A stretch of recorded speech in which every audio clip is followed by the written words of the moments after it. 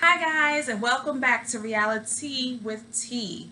I was on my way to brew my tea and the baby's on her way to sleep. So you know once you go out there and she sees you, it's all over. So I'm going to bring you guys the tea in the next video, okay? Stay with me. But the baby, I don't need her to wake up right now because all you're going to hear is crying throughout the video. So welcome back. Today I'm gonna review Marriage Boot Camp Hip Hop Reality Stars. I forgot how the title goes, but I just caught up on the first 5 or 6 episodes. So I'm not gonna go episode by episode. I'll start that next week. I'm just gonna do an overview, my thoughts of the first five episodes, and I won't go into anything specific, but I'll just give an overview of the relationships. Okay. So here we go, and I'm not gonna take that long, but I do have some thoughts. Now, just so that you know, this what I say might be controversial. You might not agree with some of the things I say. Write in the comments. Let me know. Let me know if I'm completely wrong. Sit me down if you believe that what I'm saying is ignorant or whatever. But these are just my thoughts, and this is what I think. So let's go. First, I want to start with Kurupt and Tony, or Kurupt, aka Ricardo. That's his real name, right? Now, I'm not a rap aficionado. I don't really follow rap like that. I did know his name, okay, found out that he's Snoop's cousin, whatever. But I'm looking at him and I'm like, the whole time I was thinking, how old is he? And then they say that he's 46 years old, and I'm like, oh my God, that is a rough, hard 46. What is this man going through? You look a little bit longer, you see the man is drunk in the first episode. So I'm trying to figure out. I'm like, damn, this man is a fall down alcoholic, and apparently he can't. You see throughout the first 5 episodes that he can't stop drinking. He's literally drinking every episode, like day through night. And I'm thinking about this whole process in general being supposedly a therapeutic process, a boot camp type of thing, but they're going through therapy. The person who is leading this session or this whole boot camp is a psychiatrist. So now I'm kind of giving him the side eye a little bit, because when I used to watch Dr. Drew and Dr. Jen, who I really respect, I think that they're amazing, they wouldn't allow you to have, to drink and bring drugs or what have you, because it's really, you're there to process your emotions in a sober way. So how can you do that if you're drinking or high, right? To me, the fact that they even have alcohol all over the house, and from what I see, allow them to smoke weed on camera. It's fine that it's legal in California, but the thing is that how, at what point are you, protecting the integrity of the process? Okay, this is supposed to be therapy. These people are going through. They're supposed to come to their partners and learn how to communicate, express their feelings, feel their feelings in an authentic manner. How can you do that when you're drunk or sober or high the whole time? Okay, so we see Kurupt and Tony. Tony, they say she's a model. I don't know who she is, but to me, her face gives me misery. Her face gives me years and years of just getting beaten down. And I don't mean physically. I don't know what's going on with them, but just emotionally beaten down, taken. At least it seems like nobody is giving her anything. She seems miserable. She seems defeated. I'm trying to figure out, what is the payoff of being in this relationship? Literally, Kurupt is to the point where he has alcohol poisoning. I don't know how often, but it's happened several times in the past, and it happened on this show where he just drinks too much. He's like, it seems like he has the shakes. He has to lay down. Might have had a fever. I'm not sure, but he had to go to the ER at one point. And then you see, and Judge, I don't know if her name. She's not Judge Hatchett. Lynn Toller. Judge Lynn Toller even says to her at one point, like, you are so wrapped up in him. Like, first of all, it's a codependent relationship. She's completely enabling him, not in the way that he described, because he doesn't know what enabling means. He's trying to say that she's triggering him to drink, which is completely ridiculous, because she's not making you drink. She's actually trying to get you to stop drinking. But when the EMTs come to check him out, and the medic is checking him out, that she is able to tell them, oh, he hasn't eaten in this many days. He's only had this. He hasn't been drinking water. He's probably drank this much. This is what he's been drinking. So she has gone through this time and time again. And he comes back and does the same thing. So he goes to the hospital to get checked out and comes back. He checks himself out against doctor's orders, saying that he's afraid of needles, because apparently they were going to give him an IV to hydrate him. And he so afraid of needles, he decided to leave. So it seems to me, I would think that the psychiatrist in this situation would say you're not ready, you're not stable enough to engage in this process of marriage counseling. It's not even they're not even married, but this therapeutic process, if you're so drunk and you can't, you know what I mean, you can't stay sober, he needs to go to the hospital, get detoxed for, I guess, I forgot how many days that is, but actually detox him and send him straight to rehab. He needs to be somewhere where he's working on that issue before you can get to, the relationship that you're in, because he spent most of the time drunk. And I didn't understand it. So the doctor talks to him at one point during the first 5 episodes and says, I know that you drink hard liquor, but can you kind of tone it down to beer? What kind of process what is this? Can you just drink beer for the rest of the time? And he says yes. And I was looking at one of the other vloggers, and she's like, okay, so Kurupt decided he's not going to drink today. But it's a today thing. Like, he is in his illness. He is sick. He really has an addiction. And it seems like it's a physical addiction to alcohol. And he's not going to be able to move anywhere with Tony, on top of all the other layers of dysfunction in their relationship if he stays drunk the whole time. So, basically I'm looking at her like, okay, she's the caretaker that pretty much keeps getting shitted on, because that's all he's doing, because he constantly tells her, listen, if you're not with what I'm doing, you could leave. You could go do you. And she just stays. He's just constantly disrespecting her. He's constantly dismissing her and her feelings whenever she says, and I'm sure he's heard it time and time again, he's probably tired of it. At what point does she leave? Like, what are you getting from this? I know she mentioned that he has grandkids at one point. I don't know if they have these kids or grandkids together.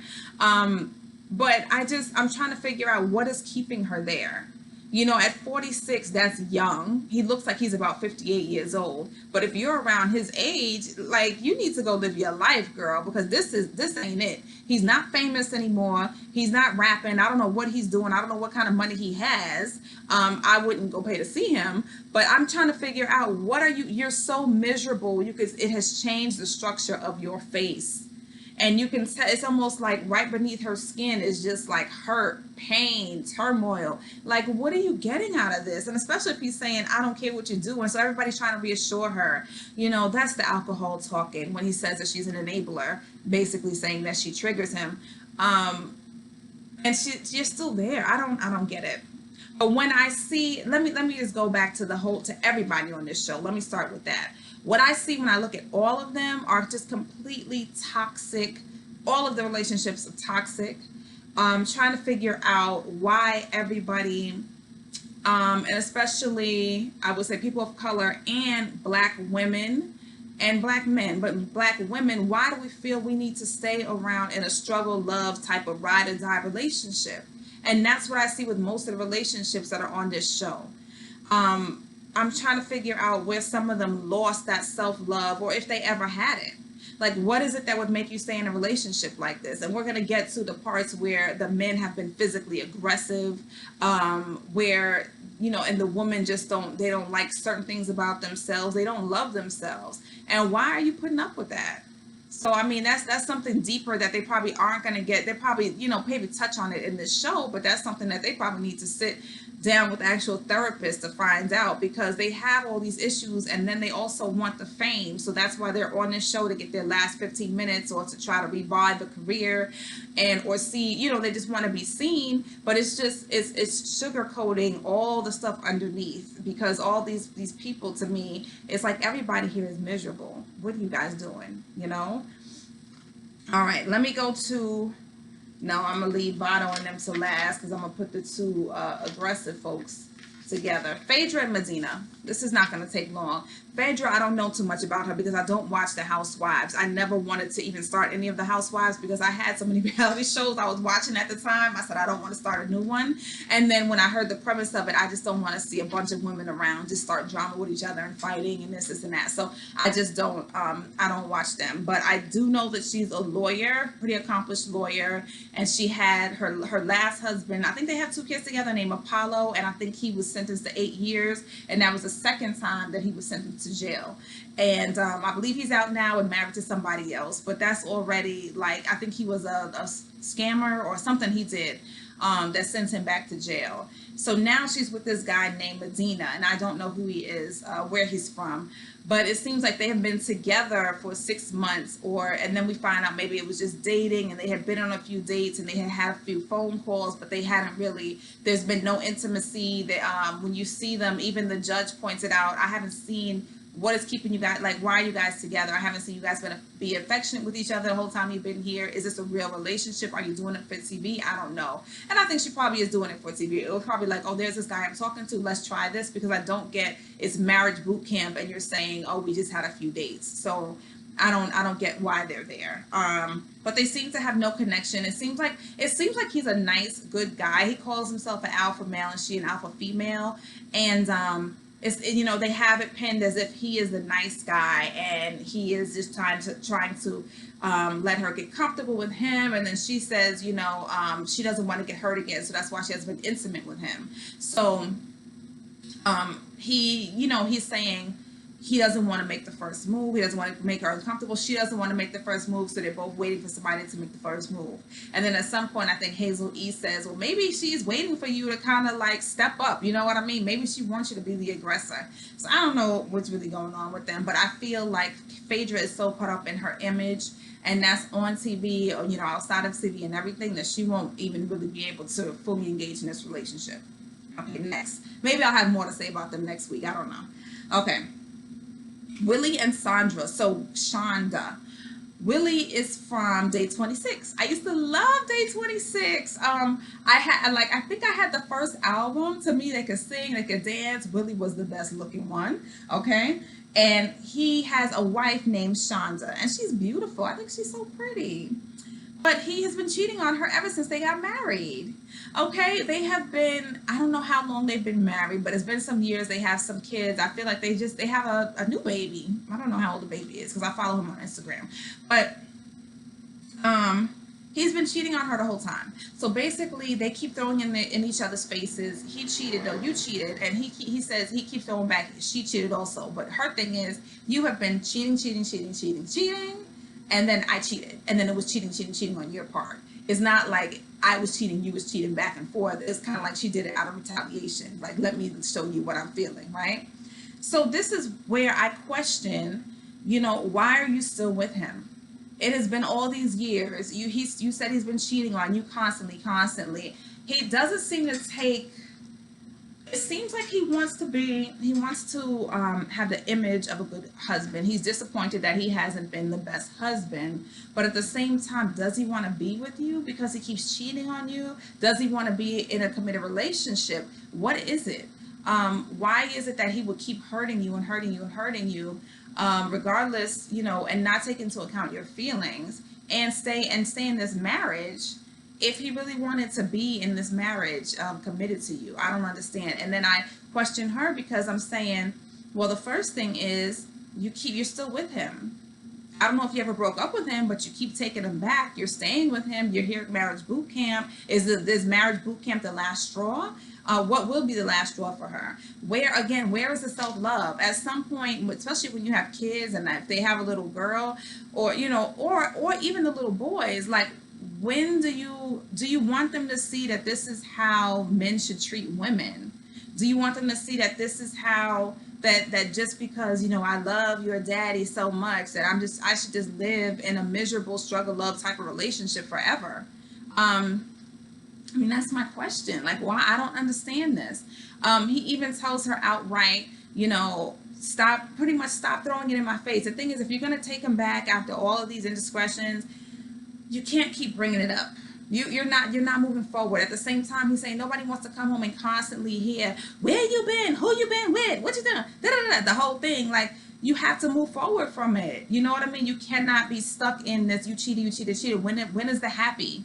And that's what I'm asking all of these couples. Like, when is the happy? Like, when?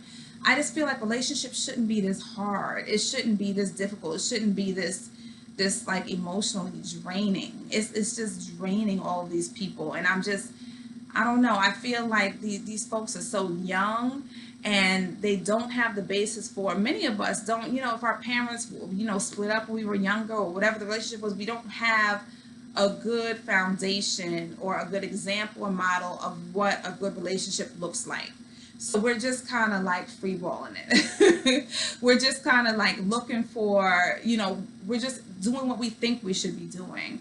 But I feel like when you get a certain age, and this is, I'm going to hop into Hazel-E in a minute, like you shouldn't, or one of them, or Tony, when you get a certain age, you shouldn't have to be looking through your partner's phones and finding this, looking at text messages and this and that, and, and throwing phones and all this crazy stuff. Like, at this point, just be honest. You know what I'm saying? Do you want to be here or not? If not, let me do my thing and you do your thing. I don't want to be sitting at home crying over you either. And guess what? I'm still cute. I'm still pretty. Let me do my thing. You know what I mean? Like, I don't get it. So we'll see what happens with Willie and Shonda. Well, I just started talking about them, but let me go into Hazel-E and Devon. So Hazel-E is from Love and Hip Hop. I think she's from the LA, from I think the first 2 seasons. She used to live with Tahiry. I believe before she got on Love and Hip Hop, she was a respected publicist or something like that. And then she decided she wanted to be a rapper for some reason. And then she got on this show and was acting, ratchet and everything. And she's one of those people on the show that it's like nobody likes her because she stirs up trouble and she's whack and she's blah, blah, blah, right? Then I remember that people didn't like her because she said, I have to get a direct quote, but I know she said something about dark-skinned women, oh, you dark-skinned women want to be me type of a statement. And then she went on Ayanna Van Zant with her mom. And I believe her mother's a dark-skinned woman. And then she came up with this whole story that she was molested by a dark-skinned woman when she was younger, or something like that. But it seemed very inauthentic. And I'm not saying I don't believe her, but whatever it was, the mother was kind of like, what are you talking about? I don't know what we're talking about. It seemed like they were just on the show just to be on the show. And I feel like Ayanna picked up on that. I would hope so. Either way, people don't like her for that reason. But when I see her, giving advice to the other couples, kind of reading the room in a certain way, she's pretty introspective and she's able to pick up on different personalities and she can be very mature at times. I don't mind her. Her personality is okay. She's a very complex woman because, people talk a lot about all the plastic surgery that she's had. The way that she was treated. I think she was dating Young Berg and he was abusive at some point to some women, and I think to her. I think that she's one of those people, again, that, needs to work on the self-love, the self-esteem, because she's been taking a lot of crap from a lot of people. But either way, she's on this show, and I think that she's about 40 years old, and the boyfriend is 25 years old. So my friends and I were debating about this, right? Because in my opinion, I feel like people in relationships should be evenly yoked. And I feel this way because it will eliminate a lot of there's so many things you're going to be arguing and disagreeing about in a relationship. I feel like age plays a big factor in that. Income, big discrepancies in income, big discrepancies in career, big discrepancies in emotional intelligence, in intelligence in general. Those type of things come up, and I feel like if you're evenly yoked in those areas, it can kind of eliminate some of the things going on. So she's 40, and the young man she's with is 25. And to me, I feel like, okay, that's ridiculous. Supposedly he's a model. I've never seen him anywhere, but yeah, he's attractive. Okay, but he's 25. To me, you're on marriage boot camp. Are they trying to get married? I don't know. Does it seem like he really does have, he cares for her? Absolutely. I think he does care for her and loves her, but he also has the emotional intelligence of a 25 or younger, year old or younger. Okay, he is very immature. He's also he's very aggressive. So I feel like a woman of her age at 40 would be better matched up with somebody near her age, because let me tell you something. I don't want a 25-year-old, and I'll tell you why. Because to me, you're still in the whole phase. Okay, I feel like all men especially, and women, but men especially, they need that whole phase. They need to, bang as many women as they can, get it out of their system, and then, in your 30s or what have you, after you've found that is, you're done with that. I've done all that. I don't need to go back to that type of lifestyle. I want something more stable. Then you get with me and you start talking about marriage and babies and all that kind of stuff and kind of settling down. I don't want to get you at 25 and then at 40 you're talking about, oh, I missed out on this stage. I'm having a midlife crisis. Let me go and hang out in the club and start drinking and all this stuff you didn't do before because you missed out on it in your 20s. Get that out of your system so we can, start our life and move forward. Okay, so that's what I think. So he is very emotionally immature. He's unable to control his emotions. And that's, to me, he's a 25-year-old, okay? So altogether, nobody in the house knows how to communicate. Many people in the house do not know how to control their emotions. That's male and female. And a lot of us growing up were never taught how to control our emotions, right? Right now in schools, we have so many school counselors and psychologists and everything. We're kind of teaching social skills now. We're teaching self-regulation skills. We're teaching teaching you how to control your own emotions. They didn't have that back then, right? They didn't have that with me.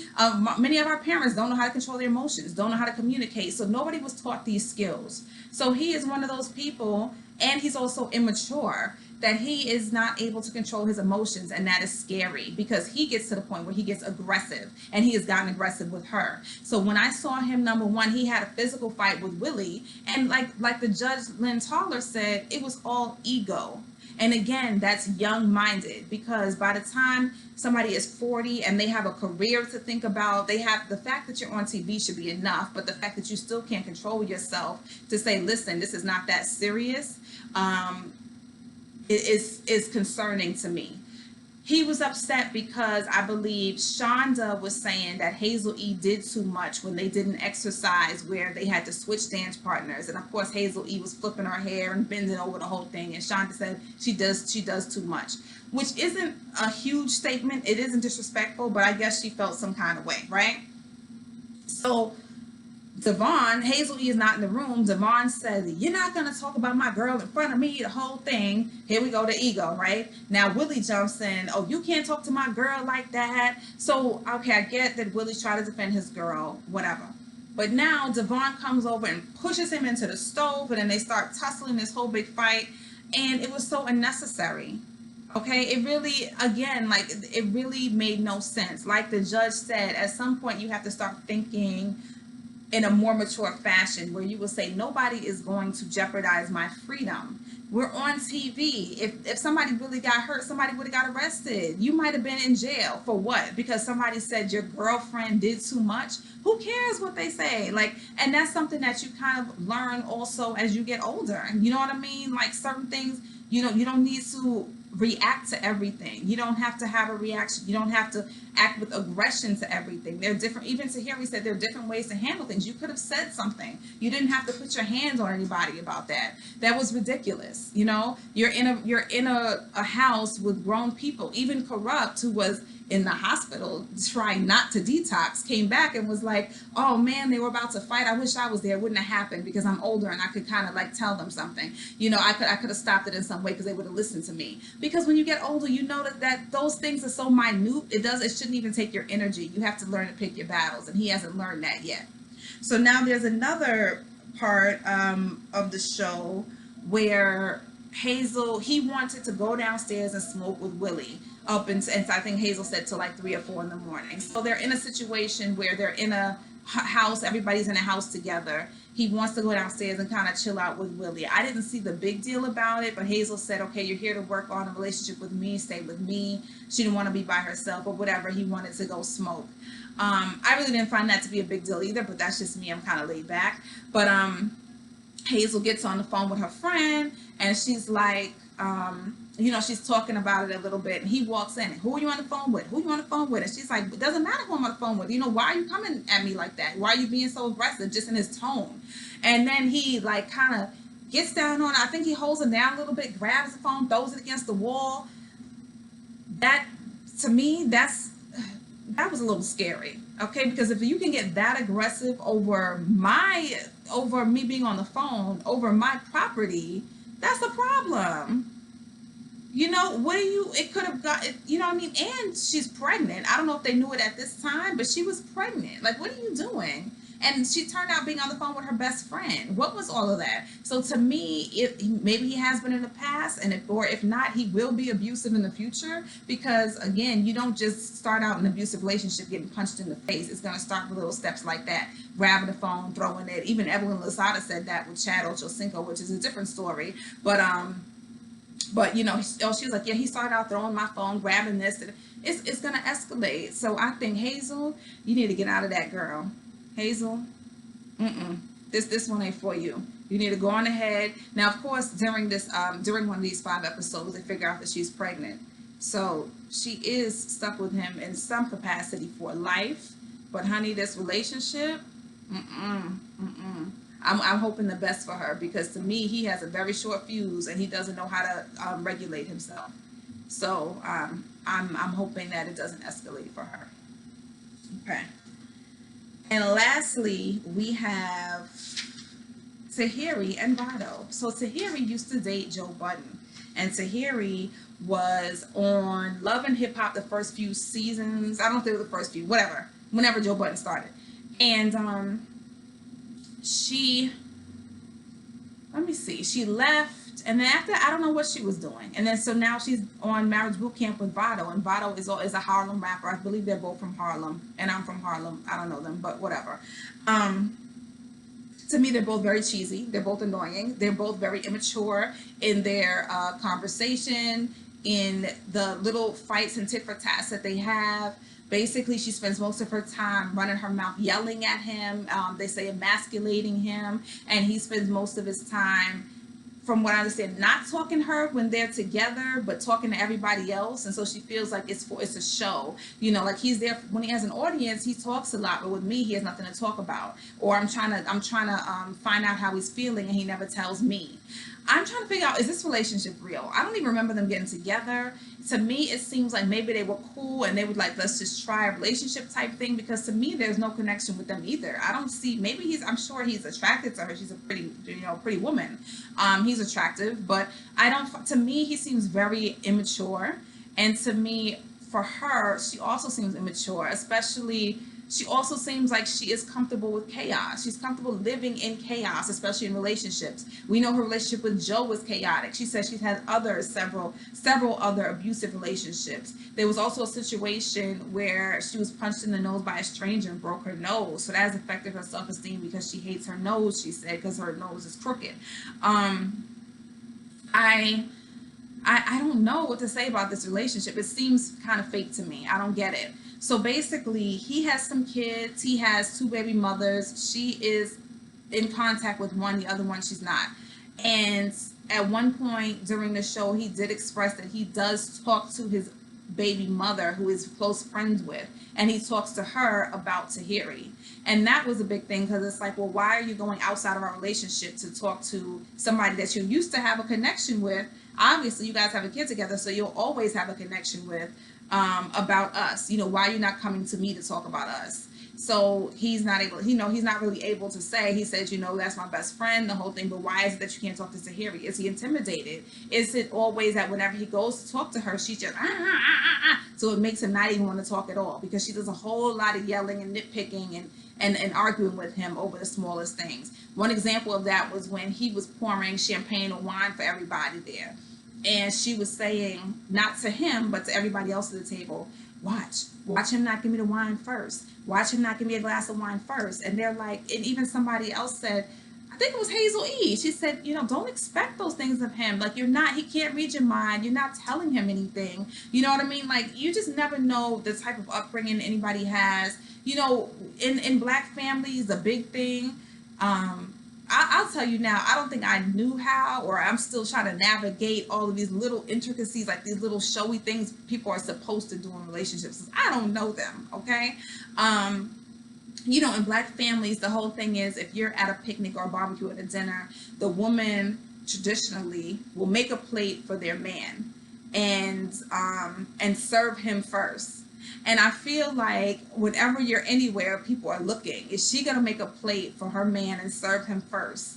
And to me, it feels so weird, number one, that I do feel like people are looking at me. But number two, that's a weird tradition because, and number three, my man eats a lot. So, and he always says I make baby plates and he always wants to make his own plate. And I feel like you can get up, he has hands, he can make his own plate. I think this whole tradition is stupid, but that's something that is expected of certain people. So do I do it? Most of the time, no, because we have kids and stuff. I'll be like, listen, you go get your plate or I'll go get my plate first, you hold the kids and vice versa. And then everybody eats. I think this is ridiculous, and he doesn't want to see me give him 2 pieces of chicken and a spoon of macaroni and cheese, right? So you go get what you want. But this is where I guess that's one of the things she expected, like I should get a glass first, whatever. At the same time, have you ever told him this? Like, again, if there's not a culture, this is not a culture in his family or, you know, how he's brought up. Like, you can't just come up with random shit to just argue with people about. You know what I'm saying? Like, he's probably, the whole time he's pouring wine, everybody's happy. He has no idea that she's sitting there just talking shit about him. And it was just so stupid. It's like, pick your battles. You're here. Even the judge said that. You're here to work on your relationship. You're here to work on bigger things. Who gets a glass of wine or champagne first doesn't matter. Did you get the champagne? Did you drink it? Thank you. That's it. Okay? So, let's see.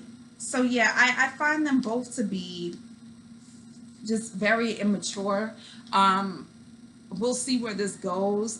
Basically, toward the end of the 5 episodes, what happens is they have a game where they have to shock each other. The couples have to shock each other. There are 3 communication issues that they have listed, and the person doesn't know what their issue is. So when their partner notices that they're, you know, communicating or not communicating in that way, I don't know how to phrase it, they get to shock them, right? So for example, if my issue with you is that you never listen to me, and there's an instance when you're not listening, I get to shock you and you don't really know why. So whatever it was she was doing, Vado just kept shocking her, right? And she felt like, you're just shocking me for spite. I'm not doing anything wrong. I'm done with this project, you know, takes off the shock thingy and walks away. Then she starts yelling at him, rah, rah, rah. And I feel like I missed something that happened. But she's just kind of like, ah, and going off, right? So they're getting into an argument and he's like, you know, I don't know what you want from me, the whole thing. And she comes up and there's some green apples on, nice, crisp, hard green apples on the table. And she picks them up. And I don't know if you squeeze an apple sometimes, see how hard or soft it is. But she decides to throw them, boom, in his face. Boom, boom, in his face, right? And I know that hurt. So, you know, he's pissed off. You can see he is pissed off. And actually at this time, the therapist comes out and tells everybody to go inside. So everybody kind of goes inside. I don't even think he saw that whole thing that happened, right? Because nobody addressed it. Nobody said anything to Tahiry. And I think, and before I even get into the conversation with the abuse between them two, I'm not giving anybody a pass. Tahiry needed to be talked to. She should have been reprimanded because I do not think that she was provoking him, and it was abusive to throw apples in his face. So they go and sit down and they're sitting around, and I believe they go to ask her about the project or the activity they just had, and she starts talking. And actually during the conversation, I believe when she threw the apples at him, she said something to him. Now, mind you, they have already had a lot of toxic statements thrown back and forth in between them throughout the 5 episodes. He called her a thirst bucket. She's called him the brokest man she ever dated. All these things are being said on national TV. So they're both coming from a place of hurt. They're both embarrassed, and their egos are shot. So she said something, whatever it was. She said, you know, he tried to provoke me to make me seem like I'm the aggressive one. And he got up and he went to choke her. So it happened so fast, and it seemed like it was so out of the blue. The doctor took him, ushered him away, basically separated him for the night, had security guarding him, and then decided to send him, I think, to a hotel the next day. Tahiry, of course, she got seen as the sole victim, and you know, the doctor checked in with her. She explained that she has been in abusive relationships in the past. It seemed like it happened so fast she couldn't even process what just happened. And then when she was able, a few minutes later, she was able to kind of cry about it and say she didn't expect that. But to me, her demeanor and her affect just seemed like she was so used to it. Like, this is just something, she's probably very, you know, embarrassed as well, because this all happened on national TV. So my thing with him is that if you're able to do this in front of a group of 10, 12 people, and the cameras, knowing us on national TV, you have an issue also. obviously with controlling your anger, and you are physically abusive, because this whole situation was abusive. And it was uncalled for. And I believe he had a delayed reaction from what happened about 10 to 15 minutes earlier with the apples. And it just kind of was building up, and he was sitting there and again, not talking, holding it down. And then he just kind of blew up. So she has her reaction. She's seen as the victim. I see them. I think that they both should have been talked to and reprimanded. Now, everybody says, and I agree, him being the man, she should never put her hands on him. I think that anytime any relationship is abusive between woman and woman, male and male, female and male, that is toxic, and the two people do not need to be together. If it gets to the point where one person can't walk away, you guys don't need to be together. I mean, we're too, stakes are too high. We're almost, I'm almost 40 years old in a few years. I'm getting older. I have kids. I don't have a space in my life for that type of energy, and I never have. I've always, if I ever felt anything, you pick up, and I've had a keen ability to do this since I was a teenager with other people's relationships, because nobody was even checking for me as a teenager. But I would say, oh no, that's going to turn into something abusive, and it did. So I don't even have that type of energy in my space, and I never will. But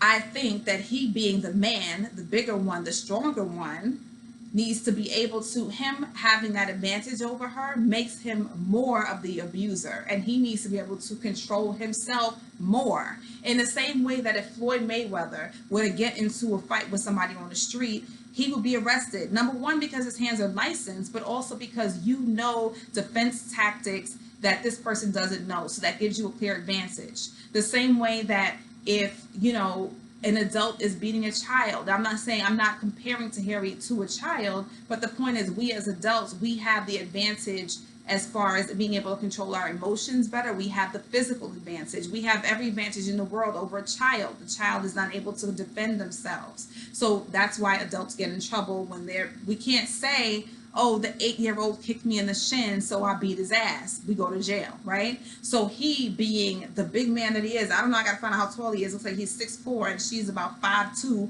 whatever it is, and he's being the male, the stronger of the two. He also needs to be able to control himself even in more of a fashion than she does. Now, again, I'm not excusing anything. She should not have put her hand, even though it wasn't her hands, throwing at him that whole thing. You know what I mean? It's abusive. It's toxic. They shouldn't be together. But I think they both needed to be reprimanded. They both needed to be separated from each other. And they both needed to take some sort of consequence. She also needs a consequence for her actions, because she's just going to it seems like she is used to living this way in relationships, living in chaos, living in abuse, living in toxicity. And this is why she has the same relationship over and over and over again. So that is my thought on them. I want to hear your comments. I want to hear the things that you don't agree with, that you do agree with. Please like, subscribe, share. And I'm going to try to keep watching this show and keep giving you more specific reviews moving forward. But those are my thoughts on the first 5 episodes. So thank you so much for joining me in Reality with T, and I will see you soon. Bye-bye.